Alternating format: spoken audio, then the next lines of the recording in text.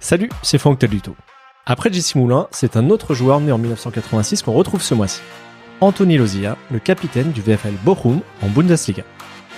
On a parlé de sa formation à l'AS Saint-Etienne, de ses années en National et en Ligue 2, de son départ pour l'Allemagne, de sa longévité assez rare à ce niveau pour un milieu de terrain et de son avenir.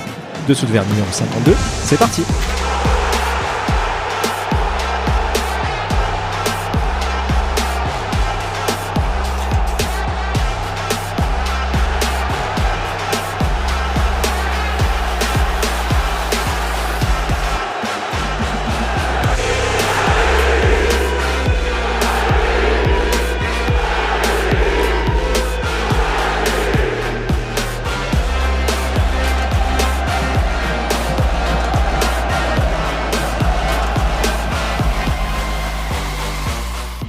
Salut Anthony, ça va ?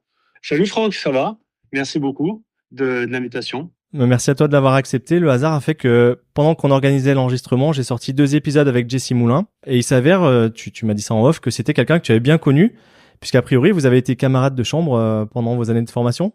Exactement, exactement. En plus, j'ai vu, parce que on se suit un petit peu sur les réseaux et on a toujours gardé un petit peu contact. Et j'ai vu qu'il avait sorti ces 2 épisodes. Après, je savais pas exactement que c'était avec toi, mais oui, exactement. On a été de moins de 13 ans, deuxième année, jusqu'à professionnel. Euh, on était ensemble. C'était mon camarade de chambre pendant des années. Donc, Jesse, ouais, bien sûr, c'est une personne qui est importante dans ma formation à Saint-Etienne et avec qui j'ai vécu de très, très, très bons moments de formation. En quoi il a été important ? Ah, parce qu'on est jeune, on a 13-14 ans, on est au centre de formation, donc toute la semaine, on est dans les chambres, on est bon, je dirais un petit peu livré à nous-mêmes. Bon, moi, j'avais la chance quand même de rentrer les week-ends parce que je suis quand même de la région de la Loire, ma famille venait de la Loire. Donc, j'avais la chance de rentrer, mais Jesse, lui, natif de Montélimar, rentrait pas. Donc, c'est important de se soutenir comme ça quand on est jeune dans la chambre. Voilà, on a peut-être des moments un peu moins bien et on vit des choses vraiment à part. Et du coup, de bien s'entendre avec son camarade de chambre, c'est toujours important. Et voilà, Jesse, ça a été un super camarade de chambre pendant des années. Il m'a fait découvrir la funk. Euh, et non, non, on a même je suis allé plusieurs fois même chez lui à Montélimar. Nos parents s'entendaient très bien. Donc j'ai de magnifiques souvenirs avec lui. Et c'est pour ça que c'est quand même le hasard fait bien les choses. Moi, je l'ai connu, il était alors, peut-être pas encore tout à fait adulte ou jeune adulte, un peu foufou, cascadeur et tout ça. Il était déjà comme ça à 15-16 ans ? Oh oui, oui, c'était lui, c'était le bout en train de l'équipe, c'était le foufou un peu de l'équipe. Mais on l'adorait pour ça. C'est toujours en bonne humeur, toujours en train de faire rire, toujours en train de faire on va dire des conneries, mais dans le bon sens du terme. Hein. Il faisait rien d'interdit, mais il était toujours en train de faire le fou. Là, il aimait bien aussi vélo, moto. C'était ouais, c'est Jesse. Fou sur le terrain aussi. Sur le terrain, c'était exactement ça aussi. Il faisait peur aux attaquants, hein, ça c'est sûr. Mais c'est à contrario, c'est vraiment un super mec généreux, vraiment qui donne, qui peut donner à tous ceux qui sont proches de lui. Et franchement, c'est une super personne, une belle personne que j'ai connue à ce moment-là. Malheureusement, bon, les carrières font qu'on se perd un peu de vue, mais on a un peu gardé un petit peu contact, on s'écrit un peu de temps en temps, et puis voilà, on se voit un peu via les réseaux sociaux, c'est facile de garder contact, et c'est ce qu'on a fait. Bon, on est là pour parler de toi quand même. Et j'ai plein de questions à te poser. La formation, on y reviendra tout à l'heure si tu veux, mais je te propose de commencer par le présent. À 38 ans, toi, tu attaques ta 4e saison en Bundesliga avec Bochum. Comment tu te sens ? Eh ben, toujours bien, malgré mon âge plutôt avancé, toujours bien. Bien sûr, il y a des choses qui changent un petit peu. Hein. 38 ans, voilà, on n'a plus 20 ans, mais je me sens quand même physiquement bien. J'ai peut-être un peu plus on va dire, là où je remarque un petit peu, c'est dans la récupération après des matchs, Ouais. où j'ai peut-être un peu plus besoin, mais qu'avant. Avant, je pouvais dès le lendemain rejouer un match de 90 minutes, il n'y avait pas de problème. Là, bon, je sens que voilà, mon corps, il a quand même besoin un peu de se reposer. Mais sinon, quand je démarre les matchs, je suis toujours à 100% et je tiens toujours. Après, voilà, les qualités qu'on perd un petit peu avec l'âge, c'était pas mes qualités premières. La vivacité, la vitesse. Donc, du coup, voilà, j'en vois pas trop les conséquences, même si voilà, il a fallu que je m'adapte aussi, hein, de par mon âge avancé, d'évoluer un petit peu mon jeu. Mais non, mais sinon, je me sens toujours bien et je suis toujours motivé. Et voilà, donc on se lance toujours dans une 4e saison. J'ai connu la Bundesliga tard, donc je profite. Oui, j'allais te demander justement entre le fait de l'avoir connu tard et même là, vous avez joué le barrage pour éviter la descente, vous avez perdu 3-0 chez vous, vous avez réussi à gagner 3-0 à l'extérieur et sauver votre place au tir au but. Est-ce que tout ça fait que voilà, cette saison, tu as envie de croquer encore un peu plus dedans? Bien sûr, alors c'était une saison éprouvante quand même, hein. C'était une saison éprouvante, d'autant plus qu'en tant que capitaine, on a un rôle particulier dans une équipe et il y a eu des choses qui ont rendu cette saison compliquée. Il a fallu gérer, voilà, ça m'a coûté pas mal d'énergie au niveau mental, au niveau psychologique, mais j'aime bien relever ces défis-là et au final, avec un final comme ça où à la fin tout se finit bien. Oui, bien sûr, on a envie de continuer et puis de profiter encore de ces instants-là. Après, voilà, je pars toujours depuis quelques années, je pars toujours dans l'esprit que c'est ma dernière, donc voilà, donc je savoure et le fait que voilà, il y a 2 saisons, c'était déjà compliqué, on s'est déjà sauvé la dernière journée. L'année dernière par les barrages, donc voilà, donc là on a envie de faire les choses bien. 4e année, c'est quand même très beau pour un club comme le VfL Bochum et on a envie de faire perdurer un peu ce bonheur-là. Ce renversement de situation assez incroyable, il fait partie de top 5, top 3 de ton album Souvenir?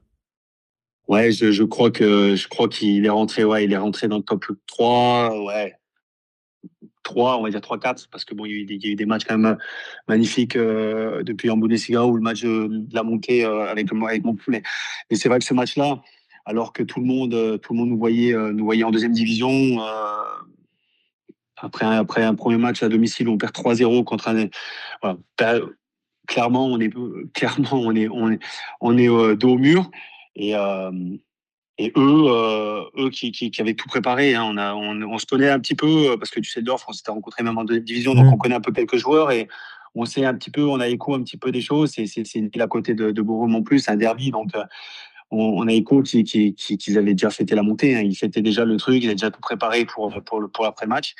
Et on arrive à renverser la situation et ces moments-là, en tant que joueur, c'est juste magique. C'est parce que c'est pas attendu et même si on y croit avant le match, on essaye d'avoir un petit espoir. On se dit bon, pourquoi pas. Voilà, on revient de loin et ça rend la chose encore plus magnifique à la fin. Tu le disais, tu as découvert la Bundesliga, enfin en tout cas au moins le niveau principal assez tard. Est-ce qu'à un moment tu avais renoncé à l'idée de jouer dans le top niveau d'un championnat européen en te disant que tu ferais une carrière déjà honorable certes, mais de joueur de 2e division? Forcément, quand on a 35 ans et que on a fait la plupart de sa carrière en 2e division, à un moment donné, on se voit pas la face. Et puis il y a 35 ans, il n'y a pas de club qui vont venir te chercher pour un club de Bundesliga pour renforcer l'équipe. Maintenant, dans le football actuel, on vient chercher plutôt des jeunes, même si tu fais des bonnes saisons. Voilà, on mise plutôt sur les jeunes. Et puis c'est normal, hein, c'est logique, c'est comme ça. Donc ma seule chance, c'était de monter avec le club. Et le club, ça faisait déjà 7 ans que j'y étais. Donc, euh, donc voilà, moi c'était aussi mon but. Enfin, mon but c'était de rester, de finir ma carrière dans le club parce que c'était voilà, c'est le club où j'ai passé le plus de temps dans ma carrière. C'est devenu mon club de cœur. Donc moi, c'était ma seule chance. Après, c'était quand même inattendu parce que la saison d'avant, on jouait plutôt le bas de tableau. On a eu une saison très compliquée et personne nous attendait là. Après, on a réussi, voilà, avec voilà, c'était la période du Covid, une période un peu folle et où on s'est retrouvé en tant qu'équipe et où on a eu un noyau de joueurs qui ont pris les choses en main et on a fait une saison magnifique en Ligue 2 et puis pour monter après 11 ans où le club a attendu ça, on a réussi à faire monter le club et ça rend la chose encore plus magnifique parce que c'est quand on est dans le club depuis un certain temps et qu'on arrive à le faire monter alors que les gens n'y croient plus, c'est voilà, on devient pour les gens aussi quelqu'un de particulier aussi. On se parle, pour tout dire, on se parle sur les derniers jours d'août, donc c'est encore un peu les vacances pour certains. Est-ce que tu peux nous faire voyager dans ce pays, dans ce championnat, dans ces stades, dans ces tribunes dont on entend de plus en plus parler en France, mais ça reste assez flou pour beaucoup de suiveurs de foot. Voilà, toi, ça fait 10 ans que tu es dans ce pays. Est-ce que tu peux nous raconter? Déjà, est-ce que Tu connaissais un peu l'Allemagne, je sais pas, est-ce que tu avais fait par exemple allemand à l'école ou c'était une totale découverte? Non, pas du tout. C'était une pure découverte pour ma part aussi. Et j'ai refusé plusieurs fois, hein, d'ailleurs, hein, la proposition de mon premier club il y a 12 ans de ça. J'ai refusé 5, 6 fois, je crois, quand ils sont venus me chercher à Laval. Parce que voilà, à l'époque, comme je dis, là, ça commence depuis quelques années on commence à découvrir un peu le championnat allemand. Mais avant, c'était le championnat qui arrivait un peu à la fin, hein. Moi, je me souviens, je regardais l'équipe du dimanche. Le championnat, il arrive à la fin. Et puis, bon, je le zappais un petit peu, en toute honnêteté. Donc, on avait une image vraiment spéciale, pas juste en fait du football allemand, parce que à partir du moment où j'ai découvert, même en deuxième division, j'ai découvert un football vraiment attractif, un football offensif où on vit vraiment la pratique du foot. Les gens, il y a une ferveur ici autour du foot qui est incroyable, que ça soit en deuxième division, même les divisions en dessous, hein. Là, il y a un club de quatrième division dans la région, Aachen, qui est monté en troisième division, qui faisait 30 000 spectateurs. Donc, Ah ouais. je crois plus qu'on le voit par ailleurs en Europe. Donc, il y a vraiment un engouement autour du foot ici. C'est les gens, ils se déplacent le week-end pour voir leur équipe jouer et pour vibrer avec eux. Donc, c'est vraiment, en tant que joueur, on cherche ça. Et puis, c'est ça qui m'a fait venir ici. Euh, le directeur sportif à l'époque, pour me convaincre, il s'était déplacé une fois, j'étais en vacances à Nice et s'est déplacé. Il est venu avec une vidéo de la montée du club, c'était Dresde à l'époque, hein, Dresde, Mmh. dans l'Est de l'Allemagne. Et il m'a fait monter la vidéo des fans de Dresde lors de la montée. J'ai dit, après, il a passé la vidéo, j'ai dit, il est où le contrat, je signe.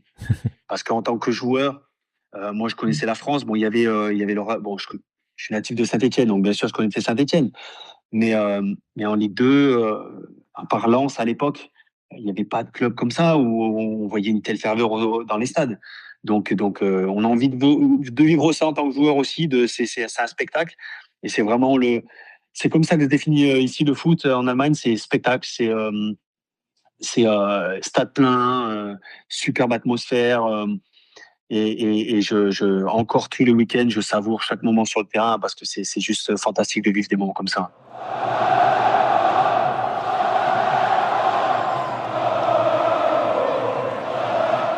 Bochum, c'est un club où il y a un autre ancien Stéphanois qui a joué avant toi, c'est Patrick Guillou. Mmh. Et en plus, il commente le championnat allemand pour Bein. Vous avez eu l'occasion de vous rencontrer, de discuter? Ouais, bien sûr, Patrick, il m'écrit de temps en temps. J'ai eu fait des petites interviews aussi pour Bein. Il m'a demandé, bon, quand on est monté, etc. Donc, on a appris un peu à se connaître. Et puis, voilà, il m'a dit qu'il connaissait beaucoup. Donc, on a un peu discuté comme ça par téléphone, par message. Et c'est quelqu'un, ouais, c'est quelqu'un que j'aime bien, que j'apprécie. Et du coup, ouais, de temps en temps, il m'envoie des petits messages sympas. Et donc ouais, il a fait un court passage 2 ans, mais ça l'a marqué aussi le club. Je sais que ça l'a marqué. Lui, il est très attaché au football allemand, donc lui il peut aussi en témoigner de cette ferveur-là. Et c'est pour ça qu'il commente ces championnats allemands parce qu'il s'y connaît vraiment bien. Et donc voilà. Je disais que ça faisait une dizaine d'années que tu étais en Allemagne et ça fait même 10 ans pile avec Bochum. Qu'est-ce que tu as C'est ça. trouvé au niveau foot et en dehors qui t'a plu au point que tu te stabilises autant dans ce club-là? Parce que 10 ans, ça reste, surtout dans le foot d'aujourd'hui, ça reste assez rare. C'est rare, mais c'est tout ça, c'est ce qu'on a évoqué un petit peu avant, c'est cette ferveur.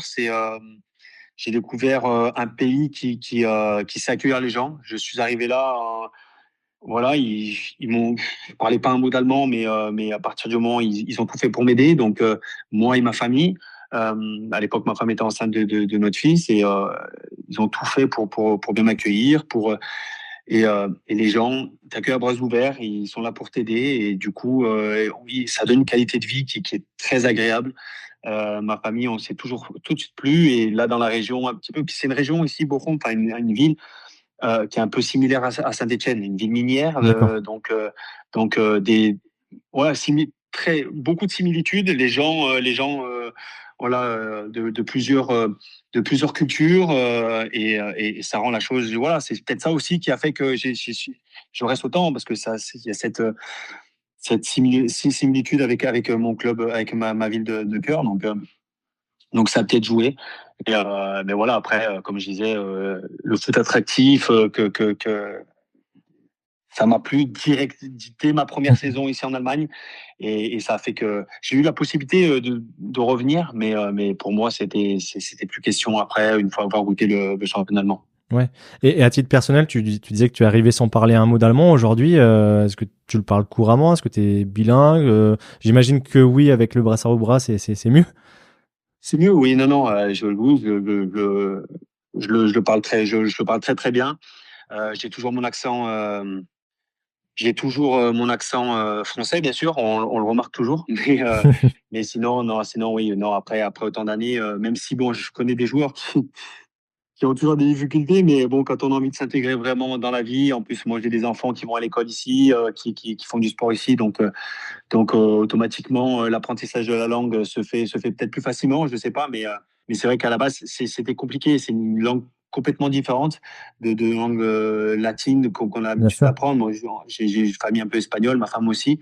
Et donc, nous, c'était plus voilà, ces langues-là qu'on choisissait. Mais voilà, quand on fait l'effort, quand on a envie de s'intégrer, ben, on l'apprend. Et puis maintenant, non, maintenant, je la parle très, très bien. Tu parlais d'efforts et oui, on a vu des joueurs même dans des grands clubs qui le faisaient pas toujours. Toi, ça s'est passé comment? Est-ce que tout bêtement t'as pris des cours? Est-ce que c'est simplement de vivre avec tes coéquipiers tous les jours? Comment t'es arrivé à comprendre et maîtriser cette langue? Au début, on a eu des cours dans mon premier club en Allemagne. Après, malheureusement, les personnes les autres francophones avec qui j'étais, pas très motivés à prendre des cours d'allemand. Et du coup compliqué de suivre correctement des cours. Et j'ai dû un peu me débrouiller tout seul. Et puis vraiment, le, là où j'ai fait le plus de progrès, ça a été quand je suis arrivé à Bochum, parce que là, j'étais vraiment le seul Français. D'accord. Et du coup, bah, t'es obligé de t'intégrer, t'es obligé de tous les jours, voilà, d'essayer de parler, de communiquer. Après 2 ans passés dans mon club, dans mon premier club, j'avais des bases. J'ai eu la chance d'avoir un collègue à Dresde qui était là déjà depuis une année et qui parlait déjà pas trop mal et qui m'a beaucoup aidé, qui à chaque fois me disait, voilà, donnait un petit peu des cours et puis qui me disait un petit peu ouais, les bases. Et après, voilà, après, bah, en écoutant, en parlant, moi, j'ai pris des cours aussi un peu tout seul, enfin, par Internet. J'ai regardé un petit peu, je me suis intéressé. Et puis, à force de l'écouter, la langue, de la parler, ben, ça vient. Et puis on la parle, et puis après, de mieux en mieux, et puis on se lâche. Et puis voilà, c'est comme ça, une langue s'apprend en la pratiquant. Ouais. Je pense qu'il faut la pratiquer tous les jours. Faut pas hésiter à aller vers les gens. Et puis, ce que j'ai trouvé super en fait ici en Allemagne, c'est que même si t'es pas à l'aise, même si ils apprécient le fait que tu Mm. fasses l'effort d'apprendre et de parler. Euh, et du coup, ils s'ouvrent de plus en plus et ils t'aident. Et puis voilà. Et puis ça aide vachement. Sur ces 10 années, est-ce qu'il y a un moment où tu t'es dit, là, je suis super bien, je pense qu'on va rester un moment?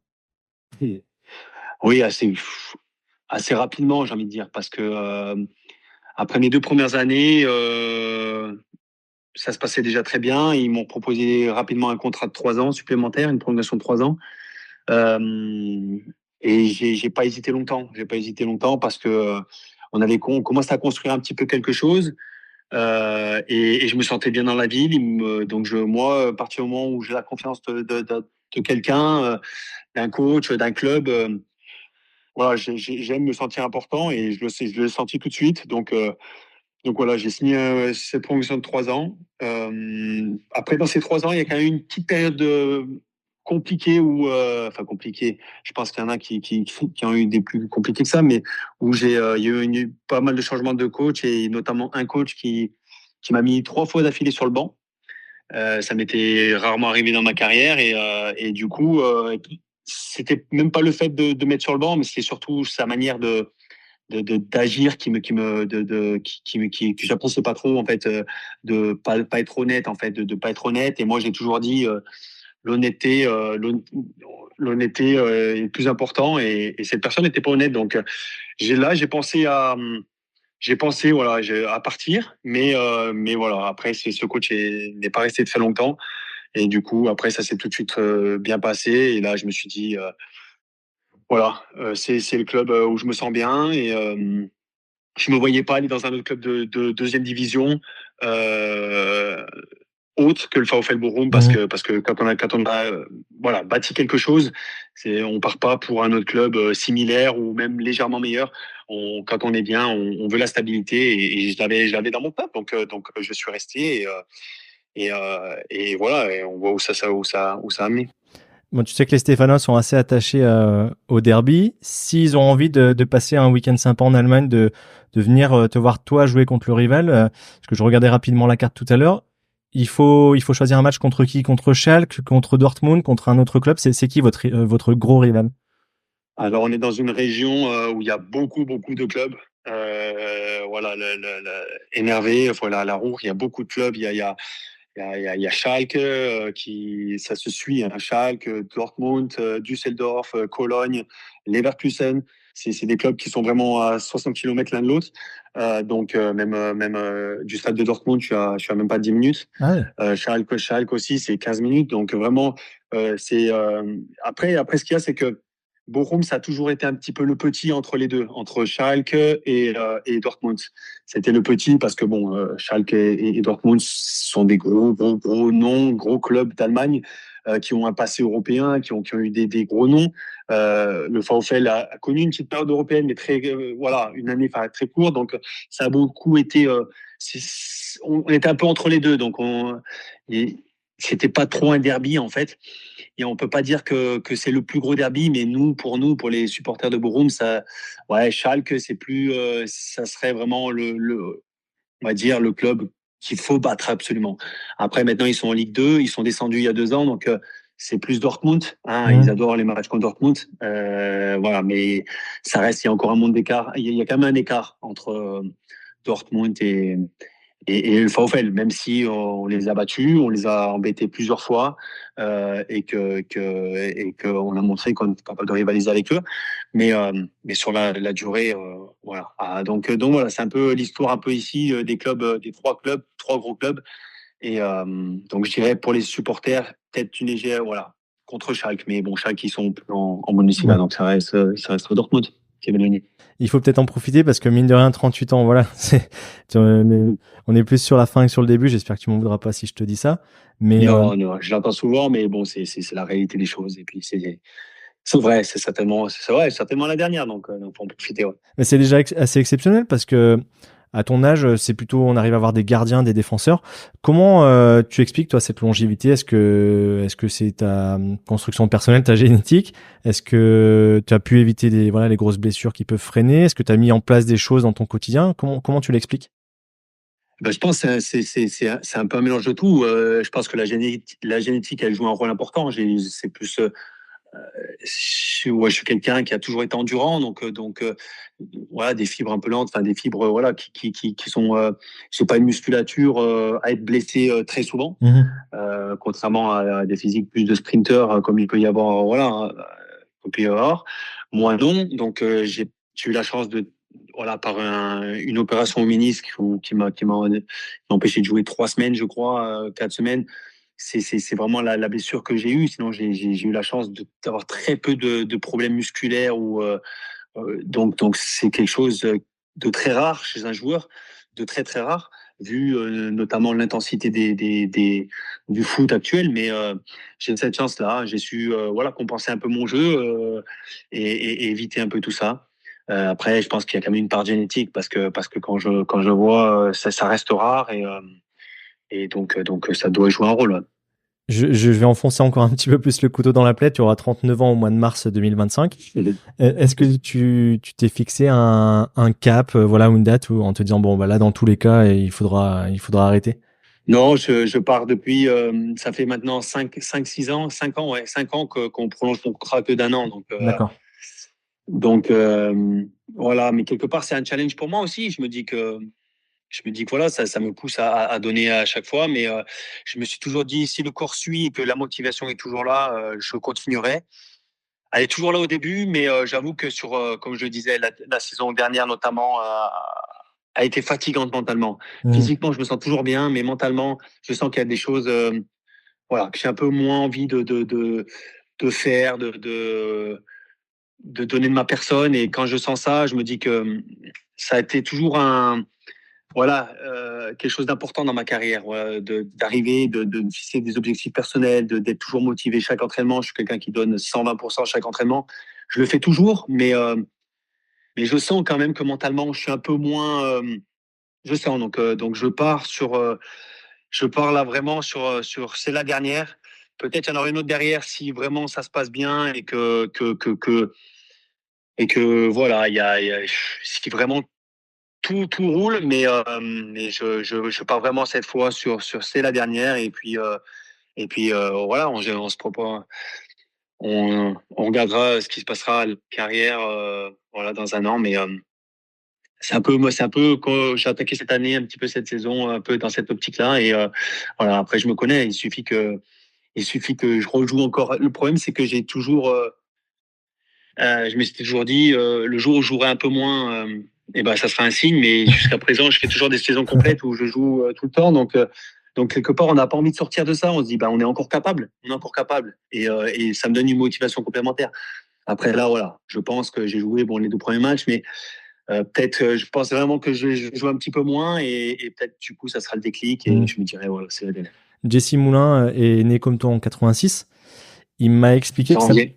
voilà, il m'a expliqué que sa première année sans foot avait été assez compliquée. Il a eu des mots forts à mon micro. Il a quasiment parlé de dépression sur les premiers mois, alors qu'il avait pourtant plein de choses à faire, mais voilà, il se sentait un peu inutile des fois, où voilà, il avait perdu cette adrénaline. Est-ce que c'est une transition à laquelle tu as déjà réfléchi, à laquelle tu te prépares? Bien sûr, beaucoup de personnes que je connais m'ont fait part un petit peu de ce sentiment-là après la fin de carrière, que vraiment, il y a vraiment une période où, voilà, parce qu'on a fait ça pendant des années, on a fait que ça, quoi. Ouais, C'est ça a vraiment, on rythmé se ta lève le vie. matin. Et voilà, on se lève le matin, c'est pour aller s'entraîner. Il y a le côté aussi physique. Le côté physique, c'est on se dépense tous les jours. Et puis d'un coup, hop, on fait plus rien. Donc, il y a vraiment ce côté-là, physique et psychologique qui rentre en compte. Et je pense que ça peut être dur. Donc, oui, je m'y prépare. Bon, je suis encore en plein dedans, donc c'est toujours compliqué. Je peux pas dire comment je vais réagir, mais en tout cas, je me prépare. Déjà, ça fait 2, 3 ans qu'avec le club, on prépare. J'ai un contrat de reconversion avec le club. D'accord. Alors, est-ce que il aboutira? Parce qu'on sait très bien que dans le foot, tout peut changer. On peut y avoir d'autres opportunités, mais c'est déjà prévu que je reste dans le club. Normalement, il y a déjà un contrat de prévu. Donc déjà, je sais que je ne serai pas inactif. Et puis voilà, j'ai commencé à avoir quelques contacts dans d'autres trucs, donc je me dis qu'il y a des opportunités, et j'espère qu'il faudra que je reste actif pour pouvoir passer ce cap-là, et j'essaierai en tout cas de continuer aussi à me dépenser à faire du sport à côté, parce Mm. que c'est quelque chose qui, je pense, est important, parce que sinon, voilà, quand on fait tous les jours du sport, et que ça s'arrête, je pense que ça joue après sur le mental, sur plein de choses, et j'ai pas envie que ça m'arrive, parce que après, je pense que ça en fait payer aussi les familles, ceux qui nous accompagnent, et ça va pas être le cas. Tu as parlé d'une possibilité de reconversion. Rester dans le foot, toi, c'est un projet, c'est ton envie? Oui, bien sûr. Bah, quand on parle, ça fait des années qu'on est dedans, donc c'est d'une part peut-être une question de facilité, mais c'est quelque chose qu'on aime. Quand on a 38 ans, on joue encore, c'est qu'on aime forcément le foot. Ouais. Moi, j'aime ça. Je me sens bien sur le terrain. Donc j'ai envie de rester dans le foot. Après, comme je disais, on ne sait jamais, mais ça reste mon premier plan. Ouais, ça reste mon premier objectif, et c'est prévu. Voilà, que je passe, voilà, entraîneur adjoint, un petit peu dans ce circuit-là, au sein du club, ou ailleurs. Mais c'est un des plans, en tout cas, que j'ai dans la tête. Oui. Tu te vois plus, toi, sur un terrain que dans un rôle, par exemple, de décision comme le récupérant? Oui, oui. Moi, je me sens beaucoup plus à l'aise, voilà, actif sur un terrain, euh, comme Loïc, à responsabilité comme ça, c'est peut-être bien, mais c'est pas pour moi. Je sais très bien que je serais pas à l'aise dans ce rôle-là. Après, je sais pas, ça peut évoluer aussi, hein, ça peut évoluer Bien quand sûr. j'aurai fini. Peut-être que j'aurai envie parce que ça bouge aussi, comme dans notre club, ça bouge pas mal. Notre directeur sportif est parti l'année dernière. Il y en a un autre qui est là, mais je sais que beaucoup de gens aimeraient aussi que j'ai une place importante au sein du club. Mais mais quelque part, je me vois pas là-dedans. Après, si on est poussé, si on a envie de changer les choses, je me dis que pourquoi pas, peut-être qu'à un moment donné, j'aurais envie aussi de faire bouger à des niveaux autres que sur le terrain, mais pour l'instant, c'est vraiment moi le terrain qui m'attire. J'ai toujours dit, je veux rester sur les terrains de foot, donc non, je me vois plus voilà, actif en tant qu'entraîneur, entraîneur adjoint que dans les bureaux en tant que responsable ou des choses comme ça. J'ai une question que tu trouveras peut-être indiscrète et à laquelle t'as pas le droit de répondre. Tu as le droit de ne pas répondre, évidemment. Alors, je vais pas te demander le montant de ton salaire parce que voilà, on est en France, c'est tabou. Mais ta carrière qui est longue, mais essentiellement en D2 en France, en Allemagne, concrètement, est-ce qu'elle permet aujourd'hui à ta famille d'être à l'abri ou clairement tu auras l'obligation à un moment de devoir bosser? Faut voir mon parcours. C'est vrai que quand on voit maintenant les salaires actuels qu'on joue longtemps, ça devrait suffire. Après, moi, j'ai commencé, j'ai quand même joué 4 ans en troisième division, où on gagne pas forcément très bien sa vie. Faut dire ce qui est. Et j'ai pas mes 4 années de troisième division. C'était pas là où j'ai pu gagner ma vie. Après, deuxième division en France aussi, c'est pas non plus très lucratif. Oui. Voilà, en Allemagne aussi, c'est un peu plus. J'avoue, c'est vrai que c'est plus intéressant en Allemagne, je pense. Mais voilà, en Ligue 2, c'est pas. Non, on a besoin d'un. Ça suffira pas pour mettre à l'abri. Ça nous a construit un beau patrimoine, ça nous a construit une bonne situation. Je suis content de la situation qu'on a pu se construire. Et peut-être que mon parcours comme ça de troisième division, deuxième division, et après avoir connu tard la Bundesliga et peut-être à des salaires un peu plus élevés, a fait que j'ai peut-être plus géré aussi, Ah oui. mieux géré le côté financier, où je suis pas quelqu'un qui flambe, je suis pas quelqu'un qui aime avoir des grosses voitures, parce que je sais d'où je viens, je suis descendu, je viens vraiment de, voilà, des championnats où, où c'est plus difficile, donc j'ai su gérer ça, donc je suis pas à plaindre. J'ai un bon, je me suis construit un patrimoine sympa, mais non, je pense que ça suffirait pas pour tenir toute une vie, pour faire vivre ma famille toute une vie, et surtout, moi, j'ai envie de rester actif, euh, parce que je pense que même si on gagne bien sa vie, sans de rien faire, c'est ennuyeux, et puis un homme a besoin d'avoir des objectifs, et de rien faire, c'est pas, voilà, c'est pas dans mon tempérament en tout cas. Et puis voilà, comme je disais, non, ça n'a pas suffi non plus faudrait que continue à travailler quand même un petit peu, quoi.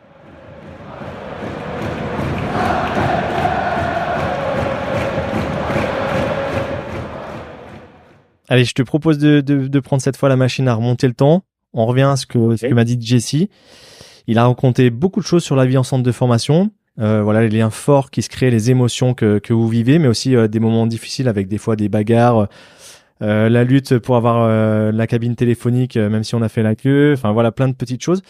Je pensais, toi, que tu avais été externe, mais tu m'as dit que non. Tu gardes quoi de cette vie en centre de formation avec voilà beaucoup de garçons, d'ados en permanence? Et ben moi, j'en garde quand même un très beau souvenir, même si voilà, comme c'est pas toujours facile.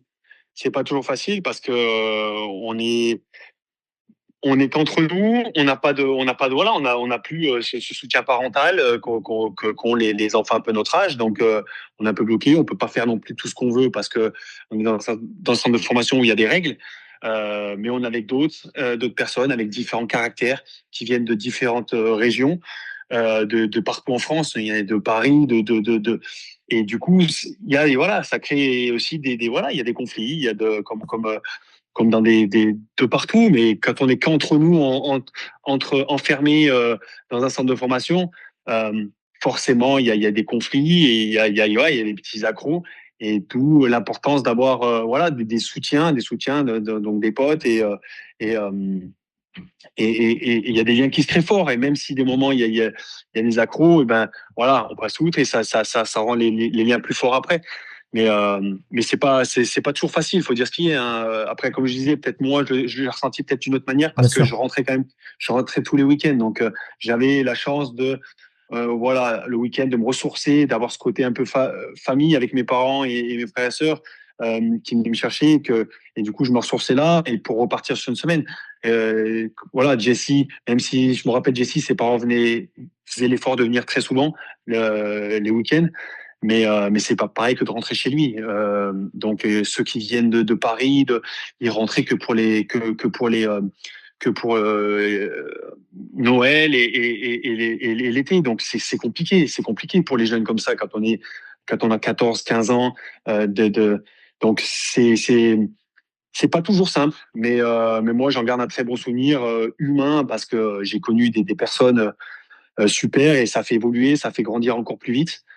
Faut dire ce qu'il y a, on est un peu livrés à nous-mêmes et du coup on doit grandir, on doit faire attention à des choses et puis il y a des règles et il faut s'y tenir et donc voilà, c'est enrichissant en tant qu'homme, mais voilà, ça, on a peut-être aussi sacrifié quelque chose de notre jeunesse. Mais bon, quand on aime ce qu'on fait, quand on veut quelque chose, eh ben, faut faire des sacrifices. Je pense qu'il n'y a pas que dans le foot et là, c'était un peu le cas avec le centre de formation. On a un point commun, c'est que étant gamin, on a tous les deux joué au FCO Firmini. La différence, c'est que Un appelo. voilà, la différence, c'est que bon, moi, la Saint-Étienne n'est pas venue me chercher.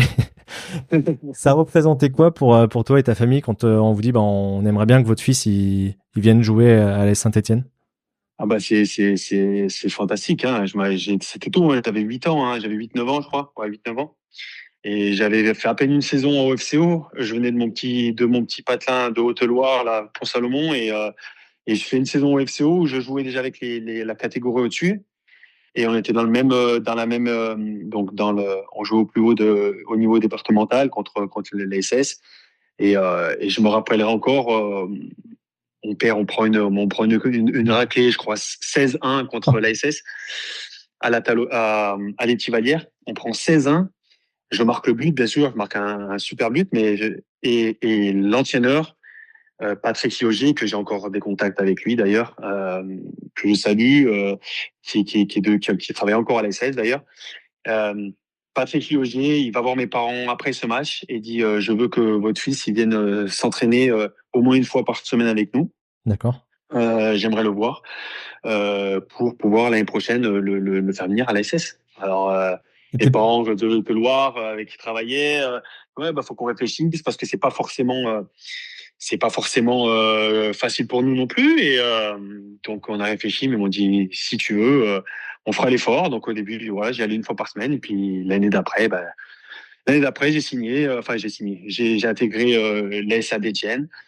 Et quelques années plus tard, voilà, le centre de formation. Et puis voilà. Hein. Mais c'est un bonheur pour quelqu'un qui vient de la région, natif de Firminy, Saint-Étienne. Voilà, c'est le gros club mythique.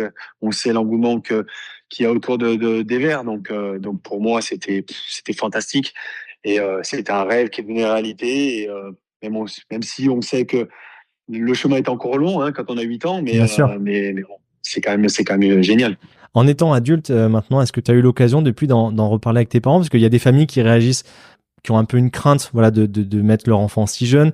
Il y en a d'autres, bah voilà, on parle de projet Mbappé qui misent un peu sur leur fils. Toi, tes parents, ils ont eu quelle réaction face à cette demande? Non, ils m'ont toujours soutenu. Ils m'ont suivi de partout. Ils m'amenaient tous les jours. Ils m'amenaient. J'allais à l'école dans la Haute-Loire. Après, ils venaient me chercher à la fin d'école pour m'amener à Saint-Étienne. Donc, c'était pas facile pour eux, hein, de faire ces Bien efforts, sûr, mais ouais. ils savaient comme j'aimais le foot, comme c'était important pour moi. Donc, ils ont fait tout pour que jusqu'au centre de formation, jusqu'à que j'intègre le centre, pour voilà, me mettre dans les meilleures conditions, pour que je puisse voilà, poursuivre mon rêve de jouer pour l'AS Saint-Étienne. Et j'ai remercié, voilà, j'ai remercié et j'ai remercié toute ma vie. Mais voilà, malheureusement, j'ai perdu ma maman il y a 3 ans, mais elle m'en parlait de ce contact. Enfin, on en parlait beaucoup. Elle m'a beaucoup suivi, ma maman, même mon papa aussi, mais ma maman vraiment, elle était vraiment présente sur les terrains, de partout où j'allais au tournoi. Enfin, il était vraiment présent. Et du coup, non, non, c'est pour eux aussi, ils étaient fiers aussi, hein. Ils Ouais, étaient fiers j'imagine. voilà, ils étaient fiers aussi. Du coup, ils donnaient de leur personne aussi voilà, pour me permettre de vivre ça, quoi. Qu'est-ce qui a fait qu'à un moment, quand tu es entré en formation plutôt qu'en préfo, tu allais vivre là-bas? C'était par commodité? C'était une obligation entre guillemets? Qu'est-ce qui a fait que vous avez fait ce choix-là? Et voilà, c'est pas. pratique. Mes parents pouvaient pas m'amener. Après, ça passait de 3 fois par semaine à tous les jours les entraînements. Donc Ah oui. là, mes parents ils pouvaient pas tous les jours m'amener de la Haute-Loire tout le matin à l'école à Tesna et puis venir me chercher le soir. Donc à un moment donné, le club qui eux voulait à tout prix que j'intègre le centre de formation. Enfin voilà, le centre de formation. Ils m'ont dit, bah, on te garde une place on te garde une place au centre. Et puis voilà. Et du coup, bah, on est parti sur cette option-là parce que mes parents, sinon, n'auraient pas pu continuer à tous les jours, quoi. Tous les jours, c'était trop pour mes parents, quoi. Parce que même s'il y a 40 kilomètres, faire tous les jours 40 kilomètres, c'est Ouais. pas forcément facile quand ils travaillent, ils doivent travailler. Donc voilà, faut comprendre. Et puis je remercie les Saint-Etienne d'avoir fait cet effort parce que je crois que c'est à partir d'un certain nombre de kilomètres, je sais plus maintenant si c'est toujours ça, mais c'était à la limite. Mais bon, moi, ils ont pas, il n'y a pas eu de problème là-dessus. Ils m'ont proposé assez rapidement et mes parents, ils ont dit, on part sur ce principe-là, on part là-dessus. Des fois, quand on discute avec d'anciens joueurs ou qu'on lit des interviews, on entend qu'en centre de formation, c'est pas facile vers 15-16 ans quand il y a des autres joueurs. Enfin, c'est pas facile pour les joueurs du cru quand il y a d'autres garçons qui arrivent de l'extérieur, de régions parisiennes, du sud. Comment ça s'est passé pour toi? Est-ce que tu as eu une progression linéaire jusqu'à signer pro ou il y a eu des moments où c'était un peu ric-rac, un peu plus difficile? Non, non, j'ai aussi des périodes j'ai eu de croissance aussi. Hein. Moi, je me rappelle, moins de 13, et là, il y en avait, comme je me rappelle, toujours, on raconte toujours cette histoire. Déjà, Jesse, il était déjà super grand par rapport à nous. Il y en avait surtout, c'est Stéphane Vincent, Ouais. la génération. Stéphane, on arrive, il arrive, il pousse la porte du vestiaire cette année de la moins de 13. Il venait de Paris. On s'est regardé, on pensait tous que c'était l'entraîneur. On s'est dit, ah non, mais ouais, on pensait que c'était l'entraîneur. Et puis il arrive ici, c'est ici le vestiaire des moins de 13. Et on dit oui, et puis il arrive à bouger ses pectoraux et tout. Nous, on avait rien. Donc on se dit, ouais, mince, d'accord, ok, ça va être plus dur. Mais c'est comme ça, bien sûr. Non, non, chacun a sa progression. Moi, voilà, j'ai grandi, j'ai une puberté un peu plus tardive, donc j'ai grandi à un moment donné ça a été un peu difficile vers moins de 16, moins de 18, première année moins de 18, ça a été un peu les périodes un peu difficiles pour moi où je sentais qu'il y en avait d'autres qui étaient quand même devant moi. Peut-être. Je jouais tout le temps, mais j'étais pas dans voilà toutes les sélections. Par exemple, j'avais plein de collègues qui allaient en sélection de Ronald. Moi, j'étais pas pris. J'étais pas en D'accord. sélection Ronald, alors qu'en sélection de la Loire, avant, les années d'avant, j'étais capitaine. J'étais toujours dans les meilleurs jusqu'en moins de 13, moins de 15 première année. Et après, j'ai senti que les autres, voilà, passaient ce cap et moi non. Moi, j'ai un peu plus de mal par ma croissance tardive, par plein de choses. Et du coup, j'ai continué, je me suis accroché, j'ai travaillé. Je suis quelqu'un qui lâche rien et qui travaille tous les jours à l'entraînement pour essayer de progresser. Et j'ai suivi, j'ai gardé ça. Et même, j'ai envie de dire, jusqu'à ma première année de CFA, où on pouvait encore jouer en 18, il y avait énormément de joueurs qui passaient avant moi. Ouais. Et j'avais dans ma génération Alex Barthes, Dabo, Stéphane Vincent, Anthony Badel, c'est mon meilleur ami, qui était avant moi, des jeunes de ma génération qui étaient passés avant moi pour passer pro. Et je me rappelle même euh, Fernandez, l'entraîneur de la réserve à ce moment-là, mon premier entraîneur de la réserve, il m'avait attrapé une fois, je me rappelle, alors je commençais à faire pas mal de matchs avec la réserve, alors que je pouvais jouer avec les 18. Il disait, ouais, ben, tu seras bien content si tu joues en CFA, Ah oui. ça serait déjà pas mal. Donc voilà, ça m'a mis un petit C'est peu un dur coup, quand je me même. rappelle, mais j'avais rien lâché. Et puis l'année d'après, la deuxième année de CFA, changement d'entraîneur, Claude Robin. Et Claude Robin, lui, il voit le potentiel en moi. Il me fait il me fait passer capitaine de de l'équipe réserve. Et là, j'ai senti, voilà, j'ai un petit peu éclos. J'ai commencé à m'entraîner avec les pros, aller m'entraîner avec les pros. Et puis Elibo a commencé à voir un peu voilà, mon potentiel et à la fin, ça m'a permis de signer un an pro. Une année seulement, mais à ce moment-là, pour moi, c'était tellement inattendu parce qu'il y avait tellement d'autres joueurs qui passaient avant moi. C'était vraiment inattendu. Je m'attendais pas à signer pro, même si c'était qu'un an dans mon club de cœur. Et donc voilà, donc voilà, pour dire que vraiment, ça a été vraiment en dents de scie un petit peu avec des périodes difficiles, mais voilà, j'ai jamais rien lâché. Et comme dans ma carrière, j'ai eu beaucoup d'étapes, troisième division, deuxième division, maintenant Bundesliga. C'est comme ça, j'ai su m'adapter un petit peu à chaque fois au niveau. Et puis voilà, en travaillant, on peut y arriver. Et justement, sur ce premier contrat pro, j'ai essayé de lire un petit peu. Alors, c'est compliqué, il y a moins d'archives dispo sur Internet, mais c'est une situation un peu particulière puisqu'on te fait signer un premier contrat pro. Ça veut dire qu'on te fait un minimum confiance, mais on te prête. Alors, c'est pas comme si tu as 3 ans, on te prête une année pour t'aguerrir. Là, c'était quoi le contexte? On te signe pro, mais on te prête toute l'année. Enfin, Bah, gros changement en fait. C'est Libo qui à l'époque me fait signer pro. Enfin moi, Stéphane Vincent, Jesse aussi, il avait signé. Je crois qu'il y en avait trois qui avaient. C'était Vincent, Elzar. Ils ont signé 3 ans et Jesse et moi 1 an, je crois. Et après Jesse lui il avait prolongé, et mais voilà, ils avaient gros qu'un quota d'un an et je D'accord. faisais partie. Mais Elibo part. Elibo part. Nouveau staff. Ivan Asek Ivan arrive Asek, ouais. avec Laurent, c'est que je sais plus. Laurent Rousset, adjoint. Voilà, Laurent Rousset en tant qu'adjoint. Ils arrivent nouveau, donc nous on entame la préparation. On arrive au club à la reprise. Et là, dès je crois que même le premier ou le deuxième jour, ils sont allés direct vers nous. Ils ont pas pris 4 chemins. Ils ont dit, voilà, on mise pas sur les jeunes. On va essayer de vous prêter. On va vous prêter. Donc, on a tous été prêtés. Et puis voilà. Donc, déçu quelque part.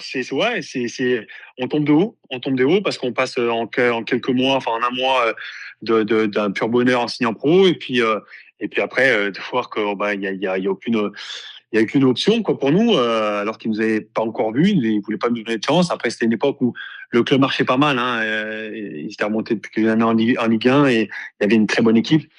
Mais bon, quand même, même pas eu le temps de se montrer. Et du coup, dès que j'ai eu la possibilité de jouer même à un niveau au-dessus de la CFA, à Cannes s'est manifesté assez rapidement. Je suis parti. Je crois que ça a été après 5 jours, je crois 6 jours de préparation à peine, vraiment une semaine, je crois. Et je suis parti et voilà. Et puis malheureusement, j'ai même pas senti le fait qu'ils ont voulu me voir évoluer parce que j'ai jamais eu trop de contact. D'accord, personne n'est Pendant venu te voir pendant l'année. pendant mon année de prêt, j'ai très peu eu de contact, très très peu. Donc c'était pour moi signe de voilà, Ouais. c'était clair. Du coup, j'ai signé assez rapidement, même avec la SCAN, un contrat préfédéral, parce que voilà, je savais à quoi je m'attendais avec Saint-Étienne et donc voilà. Donc ça s'est passé comme ça. C'était malheureux. J'ai pas eu de chance à ce moment-là par rapport à ça, mais bon, c'est tout a un sens dans une carrière aussi. Chacun fait la carrière qu'il doit faire. Et voilà, c'était mon chemin, moi. Et j'aurais aimé que ça se passe autrement, parce que quand Bien on sûr. se passe autant de temps dans le club de cœur, mais c'est comme ça. Et ça m'a permis d'évoluer, de m'aguerrir dans un niveau peut-être inférieur pour après voilà, évoluer à ce niveau-là. Tu nous as dit que Bochum était devenu ton club de cœur. Il y a quand même une petite place pour Saint-Étienne ou la séparation a fait que ça a été difficile? Non, Saint-Étienne restera quand même. Voilà, c'est ma ville. Ouais, c'est là dont je suis natif. Je les suis toujours un peu. Hein, je les suis toujours un peu, même si ça a beaucoup changé. Quand je vois Loïc Perrin qui a la tête, ça fait toujours plaisir parce que voilà. Après, je joue contre lui depuis que je suis tout petit. Et on s'est un peu suivi, même s'il était une catégorie au-dessus de moi. Donc non, je l'ai toujours suivi. Après voilà, il y a moins d'attaches qu'avant, mais quand même, ça restera quand même mon club de cœur en France. Quand on me dit c'est quoi ton équipe préférée, ça, je peux pas dire un autre club que Saint-Étienne en France. Ça restera mon club, voilà, qui m'a formé et qui m'a permis d'accéder quand même à ce niveau-là. Donc je suis quelque part malgré ça, je suis quand même redevable à ce club-là, donc qui m'a permis d'évoluer, de me former. Et donc on ne peut pas dire de mal d'un club qui nous a permis d'accéder quand même au monde professionnel. Tu as joué 4 ans en national avant de goûter au véritable monde pro en Ligue 2. Avec le recul que tu as aujourd'hui, la maturité que tu as sur le football, est-ce que tu penses que tu avais besoin de ce temps-là, voilà, que tu avais peut-être plus besoin de temps, de plus de temps que d'autres pour passer le palier? Non, je pense que ça a été un peu le regret que j'ai eu un peu dans ma carrière, c'était d'avoir passé un peu trop de temps en national, mais c'était compliqué. il y a des personnes qui régissent un petit peu autour du foot et on fait confiance à certains parce qu'on n'a pas forcément d'idée comment ça se passe. On a besoin de conseils. Moi, on m'a pas très bien conseillé à des moments donnés et du coup, voilà, ça a fait que j'ai pris des choix peut-être, voilà, qui ont fait. Mais après, voilà, je peux pas renier parce que dans tous les clubs après, ça m'a permis de faire des bonnes saisons même Ouais, en t'as joué national. partout, Mais ouais. Mm. ouais, j'ai des saisons complètes, mais je pense que après ma deuxième année à Cannes où ça s'était quand même très bien passé, j'aurais pu accéder, mais voilà, j'ai choisi la sécurité en signant rapidement dans un autre club dans un autre club voilà, de national. Parce que voilà, on me disait non, mais t'es pas encore prêt, alors que voilà, plus tard, je savais que ça pouvait se faire, mais c'est comme ça. Comme je disais, on fait la carrière qu'on doit faire. Au Paris FC, j'ai pu encore plus m'aguerrir. J'ai eu du temps de jeu. J'avais une possibilité de partir après, mais le fait que j'ai 2 ans de contrat, j'ai signé aussi 2 ans de contrat au lieu de signer un an. Et du coup, voilà, c'était un peu mon erreur parce que je pouvais plus, voilà, partir me sortir de ces 2 ans de contrat. Et voilà, après, j'ai pu goûter à la Ligue 2 et voilà, ça m'a encore fait passer un cap. Et je me suis adapté aussi rapidement à cette Ligue 2 et puis pour venir en Allemagne et voilà. Et puis ça m'a enrichi, ça m'a enrichi. J'ai appris de tous les clubs où je suis passé, tous les coachs que j'ai eus. J'ai appris quelque chose. J'ai essayé de prendre le maximum que je pouvais prendre et c'est ce qui fait, voilà, c'est ce qui a fait le joueur que je suis actuel. Donc quelque part, voilà, je suis reconnaissant. Qu'est-ce qui a fait justement, tu disais que tu étais pas forcément très chaud pour y aller, mais comment tu te retrouves à partir en D2 allemande? C'est quelqu'un qui te sollicite, le club qui vraiment fait le forcing? Exactement, c'est exactement ça, parce que je me souviens, en plus, c'était deuxième saison à Laval où vraiment j'avais fait une très très bonne deuxième saison à Laval. On a même joué, on a fait une bonne saison collective, et moi personnellement, j'avais fait une très bonne saison. J'entendais déjà en hiver déjà, j'avais des échos de Ligue 1, Nice, Sochaux. Donc voilà, intéressant. Après, à fin de saison, Valenciennes, qui était en Ligue 1 à l'époque. Euh, des clubs, beaucoup intérêt de Ligue 1, de 3-4 clubs de Ligue 1. Donc je me dis, waouh, cool. Donc déjà, moi, je voulais déjà rester en France. Plus la Ligue 1 qui est un peu aux portes, comme ça, Ouais. ben, on a envie d'y goûter. Donc Dresde qui est arrivé très rapidement, hein, plutôt assez tôt, enfin, avant la fin de la saison, ouais, il m'appelait, mais très très souvent. Il m'appelait toutes les semaines, 2-3 fois par semaine, Ah ouais. l'entraîneur. Donc, euh, Donc voilà, ils montrent l'intérêt, mais moi j'ai non, désolé, mais j'espère, j'ai envie de rester en France, j'ai envie de goûter à la Ligue 1, donc non. D'un autre côté, j'avais le Laval qui voulait me prolonger, donc aussi je les faisais attendre, et euh, et puis au final, voilà, toujours pareil, on parle toujours voilà d'agents, et les semaines passent, après la saison se finit. Euh, Toujours rien arrivé. Bon, bah, il y a Laval qui attend, le club d'Allemagne qui fait forcing, qui m'appelle, qui tous les jours et qui montre de l'intérêt.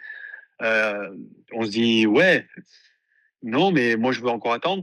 Mais je suis pas quelqu'un qui aime ces situations-là. J'aime bien de la stabilité, avoir une éclaircie. Je veux pas débuter une saison, voilà, milieu de la préparation. J'aime bien débuter de la préparation dans un club. Mhm. Et puis fin des vacances, toujours rien de concret, que des échos, peut-être oui, mais en France plutôt frileux et tout. Je me dis mince, qu'est-ce que je fais et tout. Et puis il y a ce Laval, la Ligue 2. Je voyais comment ça se passait. La Ligue 2, j'avais fait 2 saisons. J'avais envie de goûter à autre chose. Et Dresde, l'intérêt qu'ils m'ont pour eux, voilà, ils m'appelaient tous les jours. Ils se sont dépassés en vacances. Ils se sont dit est-ce qu'on peut se rencontrer une dernière fois, une dernière fois. Ils sont venus une après-midi à Nice où D'accord. j'étais en vacances. Ils sont venus dans un hôtel à Nice, le directeur sportif. Donc on est parti avec ma femme et il m'a dit amène ta femme avec toi. Donc, on est parti avec ma femme à l'hôtel où il était et là voilà, il me sort des documents pour que ma femme accouche. Euh, des crèches pour les enfants. Ah ouais. Mais c'était vraiment préparé, mais un truc professionnel, j'avais pas vu ça ailleurs. J'ai cru que tu allais me parler d'images de foot, mais là, ils étaient allés loin quand même. Exact. Ah, mais non, mais puis déjà qu'ils se déplacent pour toi, qu'ils se déplacent là où tu es en vacances pour. Donc je me suis dit, waouh, dit vraiment. Et après, ils m'ont montré en plus cette vidéo des fans de Drez qui sont fous furieux. Donc, euh, donc voilà. Voilà. Après cet entretien-là, ma femme, elle me regarde comme ça, elle me dit, eh bien, écoute, prends ta décision, toi. Elle me dit, quoi qu'il arrive, bah, je te suis. Et puis voilà, et ben j'ai dit, bah, sortez le contrat. Et du coup, bah, j'ai signé le contrat à l'hôtel. Ils ont fait faxer le contrat. J'ai signé le contrat à l'hôtel. Et je crois 4 jours plus tard, c'était le début de la préparation. Et je suis parti dans un nouveau pays où maintenant, ça fait 12 ans que j'y suis. Et justement, quand tu fais le bilan, la probabilité est mince que tu découvres la Ligue 1 et même que tu puisses jouer à Geoffroy Guichard. Est-ce que c'est un regret, c'est une petite déception, c'est anecdotique? Ça a été peut-être un regret. Maintenant, c'est anecdotique. Voilà. C'est bien sûr que ça aurait été un bonheur de jouer à Geoffroy Guichard. Ça aurait été un bonheur, un rêve d'enfant. Mais ce que j'ai vécu ici, les moments que j'ai vécu ici, de jouer contre le Bayern, contre Dortmund, d'avoir la chance de vivre des moments sensationnels comme j'ai vécu ici. Voilà, je suis pas sûr que je les aurais vécu en France. Après voilà. Je suis pas quelqu'un qui aime avoir des regrets. Donc comme je dis, ça forme forcément un sens. Si ça s'est passé comme ça, c'est que ça devait se passer comme ça. Et puis voilà. Après voilà. Je suis pas le seul dans ce cas-là qui est formé dans un club et qui réussit ailleurs. Après, voilà, je suis toujours.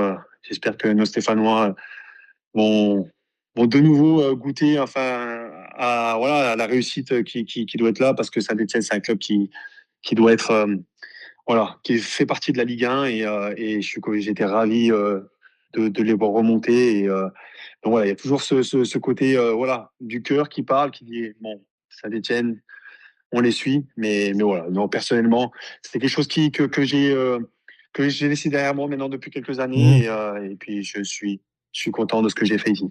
Bon, on arrive sur la fin parce que je t'ai gardé pas mal de temps déjà. L'avant-dernière question, ce serait si tu recroisais le petit Anthony Lozilla sur le terrain de Pont-Salomon, euh, qu'est-ce que tu aurais comme message ou comme conseil à lui dire? Je dirais, voilà, crois en tes rêves et puis reste comme tu es et, euh, et surtout continue à travailler comme tu fais et à garder ta ligne de conduite, parce que c'est ce qui m'a permis, même dans les moments difficiles où j'y croyais peut-être plus, où j'étais peut-être en troisième division, en Ligue 2, qui m'a permis de passer des caps. C'est toujours y croire, toujours travailler. Et c'est ce que je dis à tout un peu à mon fils, à tous les jeunes qui me demandent qu'est-ce que tu as un conseil. Voilà, c'est travailler, c'est tout en avoir du plaisir, parce que le foot, ça reste quelque chose où on doit prendre du plaisir. Je vois un petit peu, grâce à mon fils, je vois un petit peu comme le football évolue, même dans les jeunes, même dans les équipes de jeunes. Mmh. Ça fait un peu peur, sincèrement. Pour quelle raison? Beaucoup de pression, D'accord. très tôt. Des entraîneurs qui mettent la pression à leurs enfants. Ils doivent, dès qu'ils font pas des choses, c'est vraiment c'est devenu une catastrophe. À mon époque, bon, il y en avait toujours des parents qui étaient un peu derrière, mais il y a plus plaisir, il y a de moins en moins ce plaisir de jouer, il y a plus cet esprit de concurrence déjà très tôt, et ça me fait un peu peur pour le foot en général, mais surtout pour les enfants, parce que on doit prendre du plaisir sur un terrain de foot. Sans plaisir, on n'arrivera à rien, et, ça sert à rien de faire quelque chose voilà, s'il n'y a pas ce plaisir Mmh. au bout. Donc c'est ce que je dirais à ce petit Anthony Lozia de Pont-Salomon, Mmh. et de garder le plaisir à jouer au foot, et de jamais douter. Voilà. Ok, bah très bien.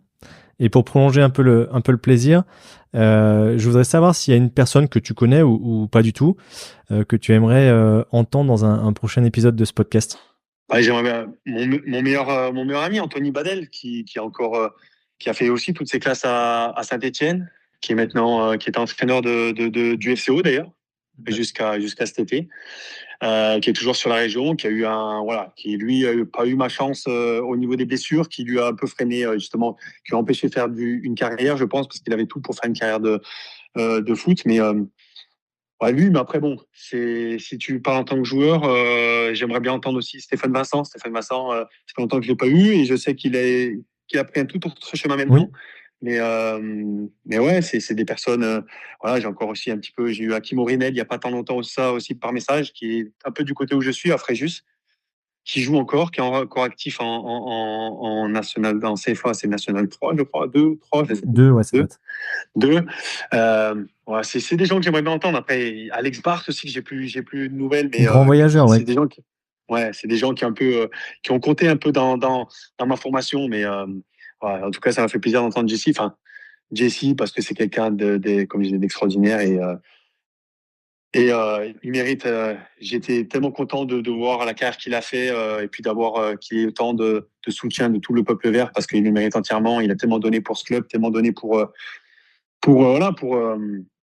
la réussite de personnelle et du club que je suis ravi qu'il ait eu le retour de son investissement. Ok, super. Écoute, merci en tout cas pour le temps que tu nous as donné. J'espère aussi que tu as passé un bon moment, parce que nous, on a voyagé, c'était super sympa. C'est cool, non, c'était avec plaisir. C'était gentil de l'invitation. C'est toujours sympa d'avoir comme ça des Stéphanois et puis de pouvoir discuter un peu, de revenir un peu en arrière, ça remonte, donc ça remonte à quelques années, donc de faire un petit retour, ça ressource un peu et c'était super sympa. Merci Franck. Merci à toi, à bientôt, et puis je te souhaite une bonne saison. Ça marche, merci Franck. À Salut. bientôt. Ciao. Voilà, c'est fini. J'espère que vous avez apprécié ce moment passé avec Anthony Lozilla, que je remercie à nouveau pour son temps et sa franchise.